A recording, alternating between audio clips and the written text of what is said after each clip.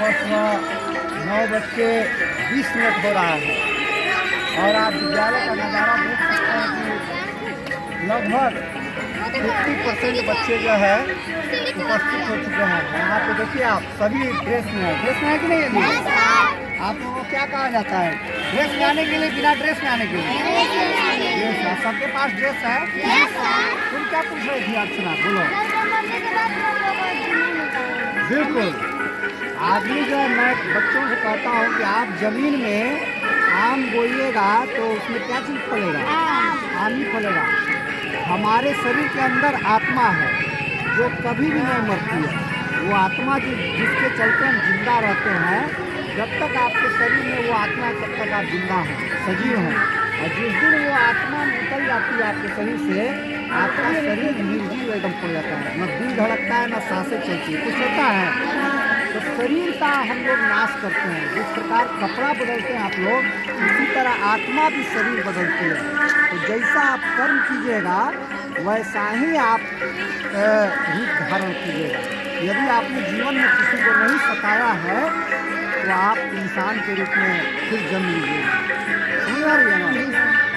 आप लोग एक चीज़ बताइए, आपके शिक्षक होने के नाते आपने कभी मुझे गुटखा खाते हुए देखा है? सिगरेट पीते हुए देखा है?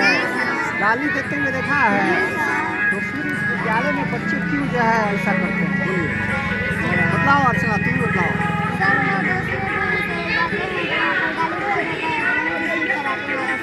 बिल्कुल, आपका जो परिवेश होता है उसमें ज़्यादातर लोग अशिष्ट अशब्द होते हैं, जो कि गाली गलौज करते हैं, असभ्य बोली भाषा बोलते हैं। बच्चे ज़्यादातर उसी परिवेश में रहते हैं, है कि नहीं?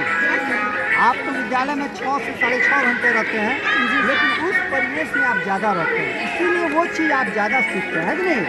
लेकिन कोई भी शिक्षक आपको विद्यालय में सिखाते हैं कि आप वो गुटखा खाइए, सिगरेट पीजिए। जब आपके शिक्षक स्वयं वो काम नहीं करते हैं तो आपको भी वो काम कतई नहीं करना चाहिए, क्या, है कि नहीं? तो इसलिए जो चीज़ें पढ़ाई जाए आपको किताबों में, उसी को आप जीवन में इम्प्लीमेंट करें। भगवान राम को आपने देखा है ना, भगवान हम लोग मानते हैं कि नहीं? वो मनुष्य रूप में आ करके कष्ट सहे कि नहीं सहे? तपस्या किए हैं कि नहीं किए हैं? संघर्ष किए हैं कि नहीं किया?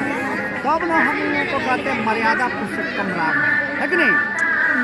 भगवान जब उन्होंने देखा कि अरे बाप रे, बड़ी दीन दुखिया, हम तो राशि ठाट बांटने, तो उन्होंने आखिर इसका कारण क्या है, क्यों है ये सब चीज़, तो उन्होंने राजपाट को त्याग करके असत्य की खोज में वन को चल गए। और अंत में कहाँ पे उनको ज्ञान की प्राप्ति हुई?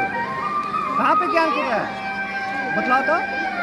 बोध गया में, जो हमारे बिहार में ही बोध गया है, वहाँ पर पीपल के वृक्ष के नीचे उनको ज्ञान की, बोधिसत्व की प्राप्ति हुई।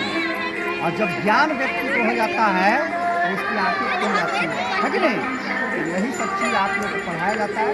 अब बिल्कुल नहीं हम आनंदमय तरीके से पढ़ाई करें, कभी तनाव लेकर। कोई भी काम तनाव में अच्छा होता है ये? नहीं सर। मान लीजिए हम क्रोध में, कोई शिक्षक आप जब क्रोधित हो जाते हैं तो मारते हैं, तो आप लोग रोते हैं कि नहीं रोते हैं?